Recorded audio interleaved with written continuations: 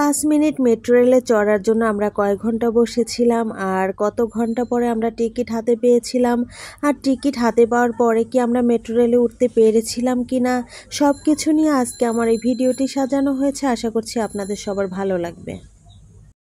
আসসালামু আলাইকুম, সবাই কেমন আছেন? আশা করছি সবাই ভালো আছেন। আলহামদুলিল্লাহ, আমরাও সবাই ভালো আছি। এই ভিডিওগুলো কিন্তু আমার অনেক আগের করা ছিল। এবছর ফেব্রুয়ারিতে যে বইমেলা হয়েছিল সেই বইমেলা আমরা সবাই মিলে দেখতে গিয়েছিলাম আর তখন কিন্তু আমার এই ভিডিওগুলো করা হয়েছিল আর সেগুলোই আজকে আপনাদের সাথে শেয়ার করতে যাচ্ছি।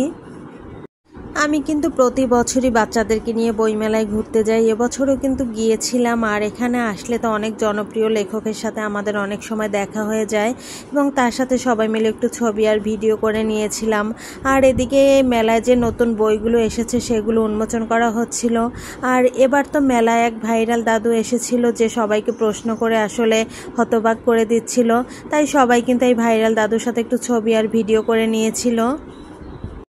এরপর হচ্ছে আমার বাচ্চাদের বই কেনার পালা। তারা তো যে স্টলে যাচ্ছিল সেখানে গিয়েই আসলে বইগুলো ধরে ধরে পড়ে পড়ে দেখছিল।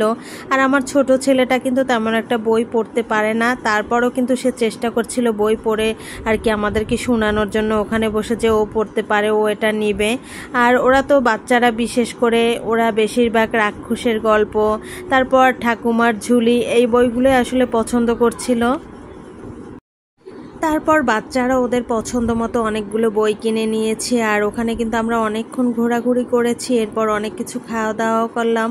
তারপর আসলে আমরা বাসায় আসবো। ওর বাবা বলছিল যে এখানে যখন এসেছো তাহলে একটা কাজ করি, আজকে আমরা মেট্রো রেলে করে আমাদের বাসার ওখানে যাই। ওর বাবার কথায় সায় দিয়ে আসলে আমিও রাজি হয়ে গিয়েছিলাম। এরপর মেলায় ঘোরাঘুরি শেষ করে কেনাকাটা শেষ করে আমরা কিন্তু মেট্রো রেলে চড়ার জন্য এখন ঢাকা ভার্সিটির ওখানে যে মেট্রো রেলের স্টেশন আছে সেখানে এসেছি। আর এখানে এসে দেখি তো মানুষের লম্বা লাইন দিয়ে দাঁড়িয়ে আছে টিকিট কাটার জন্য। যারা আসলে 3-4 ঘন্টা আগে এসে দাঁড়িয়েছে তারা এখন টিকিট পেয়েছে আর তারা এখন টিকিট পেয়ে শো করে কিন্তু মেট্রো রেলে চড়ার জন্য গেটের ভিতরে ঢুকে গিয়েছে। আর এখানে কিন্তু আমার হাজব্যান্ড টিকিটের জন্য অনেক বড় লম্বা লাইনে দাঁড়িয়ে আছে। জানি না সে আজকে এই টিকিট পাবে কিনা বা আমরা যেতে পারবো কিনা। তখন কিন্তু আসলে আমাদের কাছে এটা একটা দুর্লভ বিষয় ছিল। আর মানুষ কিন্তু দাঁড়িয়ে থাকতে থাকতে অনেকক্ষণ ক্লান্ত হয়ে গিয়েছে, তাই যে যেভাবে পেরেছে সেভাবে সে ফ্লোরে বসে পড়েছে। আর আমার বাচ্চারাও কিন্তু এখানে বসে গিয়েছে আর ফাঁকে কিন্তু তারা যে বইগুলো কিনেছে সেগুলো বের করে পড়েও নিয়েছে। কারণ আসলে আমরা কিন্তু এখানে এসেছি প্রায় 2-3 ঘন্টার বেশি হয়ে গিয়েছে, তারপরও কিন্তু এখন পর্যন্ত ওর বাবা টিকিট পাচ্ছিল না। পরে আসলে অনেক পরে ওর বাবা অনাকাঙ্ক্ষিত আমাদের সেই টিকিট হাতে পেয়েছিল। এরপর টিকিট শো করে কিন্তু আমার বাচ্চারা সেই টিকিট পেয়ে একেবারে খুশিতে উপরের দিকে মেট্রো রেলে চড়ার জন্য সিঁড়ি বেয়ে উপরে উঠে গিয়েছিল।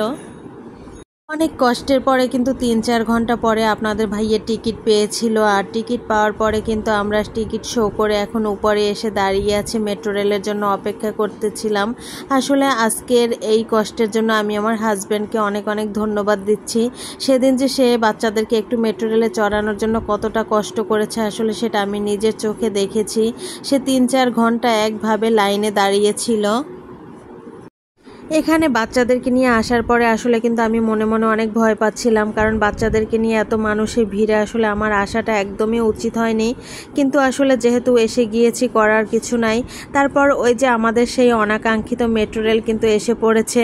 কিন্তু মেট্রো রেলের ভিতরে এত মানুষ ছিল যে ওখানে উঠে দাঁড়াবো কোথায় আমি সেই চিন্তা করছিলাম। আর শেষমেশ কিন্তু আসলে আমি উঠতে পেরেছিলাম, কিন্তু সেগুলো আর আপনাদের সাথে ভিডিও করার মতো তখন আমার কোনো সুযোগই ছিল না। আর এই যে দেখেন আমরা কিন্তু মেট্রো রেল থেকে বেরিয়ে আসলে দাঁড়িয়েছি, কারণ আমরা কিন্তু আমাদের গন্তব্যে চলে এসেছি। আর মেট্রো রেলের অবস্থাটা দেখে নিন একবার যে এর ভিতরে সেদিন কি অবস্থা ছিল।